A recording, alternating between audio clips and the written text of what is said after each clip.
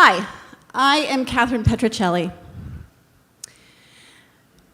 Driving Route 58 East, bearing down on Barstow, California, in all of its hot, empty nothingness, headed for a campground in the Mojave Desert National Preserve.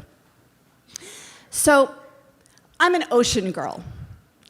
The desert feels made up. There was a jackrabbit running beside our van. There was a side-winding snake actually drawing pictures in the dirt. There were tracks we found that looked suspiciously like Roadrunner, because people, that is apparently a real thing. We saw owl pellets and petroglyphs, and it was late May. The desert was in bloom, so out of the dust was red and orange and yellow. The place was virtually mythical. This is half the reason to go on a road trip in the first place, to dream beyond what you already know and who you already are.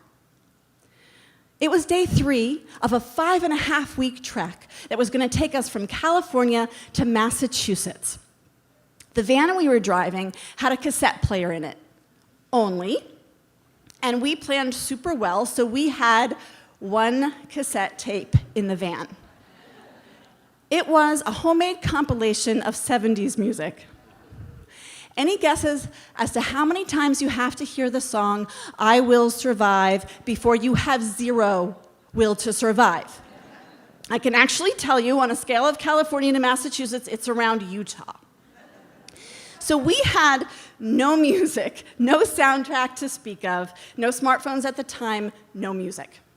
Instead, I wrote. I was a blogger with a small but dedicated audience, and I was a freelance journalist. I had even pitched the road trip to a few of the papers, hoping to catch some interest. I got a very nice rejection letter from the Boston Globe. But I kept trying because writers want audiences. So we set up shop in Mojave under these rock formations like I had never seen. Incredible. My husband and my 6-year-old went out exploring. I was pregnant at the time and tired, so I decided to stay back in the van and rest.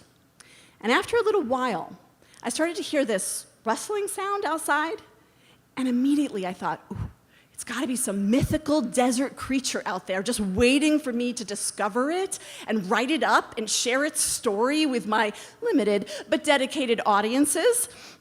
So I go out to check. It's our trash bag flapping around in the breeze. But after I stopped that, I could hear this other sound that had been hidden under that noise. It was music, this gorgeous, lilting music that was like reverberating around the rock faces. It just kind of filled me from the inside. And I tried to convince myself that, okay, this is somebody's downloaded playlist, somebody who has prepared much better than we did for their road trip. But I kept listening, and it became clear this was no device. Someone was singing. I looked to my left, maybe about 400 feet, and there was a man tying something to a minivan roof. And he turned his head, and it was him. He was singing. He was completely alone, singing to the desert, just because, I guess. I couldn't really take it in. I mean, I was alone, but maybe for half an hour.